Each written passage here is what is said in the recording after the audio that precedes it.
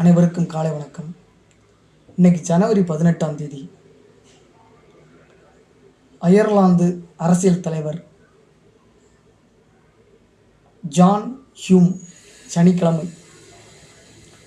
Ireland அரசியல் வரலாற்றின் மிக முக்கியமான தலைவர், சிறந்த ராஜதந்திரி ஜான் ஹியூம் பிறந்த தினம் இன்று.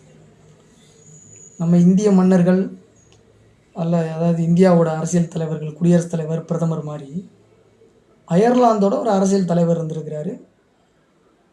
அவரை பற்றி நம்ம பார்க்குறோம். இன்றைக்கி சனிக்கிழமை ஜனவரி 18. அயர்லாந்து அரசியல் வரலாற்றில், பொலிட்டிக்கல் ஹிஸ்ட்ரியில் முக்கியமாக இருந்தவர், சிறந்த ராஜதந்திரி ஜான் ஹியூம் பிறந்த தினம் இன்று. வட அயர்லாந்தின் லண்டன் டெர்ரியில் பிறந்தவர். 1937 முதுகலை பட்டம் பெற்ற பிறகு சொந்த ஊரில் ஆசிரியராக பணியாற்றத் தொடங்கினார். பொருளாதார ரீதியாக போராடி வந்த தாய்நாட்டின் துயரங்களை போக்கும் முயற்சியில் இறங்கினார். நண்பர்களுடன் சேர்ந்து டெர்ரி கிரெடிட் யூனியன் என்ற கூட்டுறவு சங்கத்தை அமைத்தார். வெறும் 4 உறுப்பினர்கள் 7 பவுண்டுகளுடன் இது தொடங்கப்பட்டது. அது தற்பொழுது 14,000 உறுப்பினர்கள், 2 கோடி பவுண்டு நிதி பலத்துடன் சிறப்பாக செயல்பட்டு வருகிறது.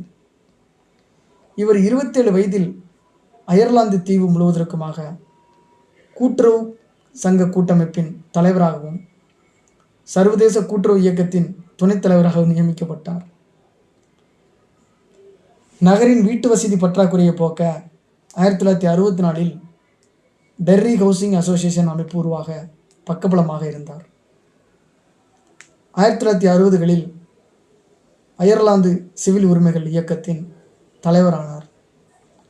1969 அயர்லாந்து நாடாளுமன்ற உறுப்பினராக தேர்ந்தெடுக்கப்பட்டார்.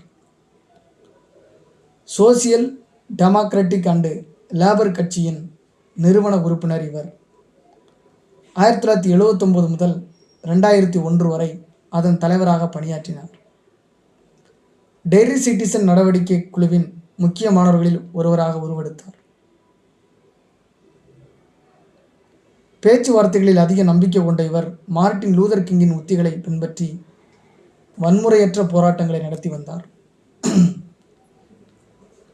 அதான் தென்னாப்பிரிக்கா கிராந்தின்னு சொல்லுவாங்க. அடிக்கடி அமெரிக்கா சென்று அமைதி நடவடிக்கைகளுக்கு ஆதரவு திரட்டினார். அப்போதைய அமெரிக்க அதிபர் பில் கிளின்டனின் ஆதரவையும் பெற்றார். அமெரிக்க முதலீட்டாளர்கள் அயர்லாந்தில் முதலீடு செய்ய தொடங்கினர்.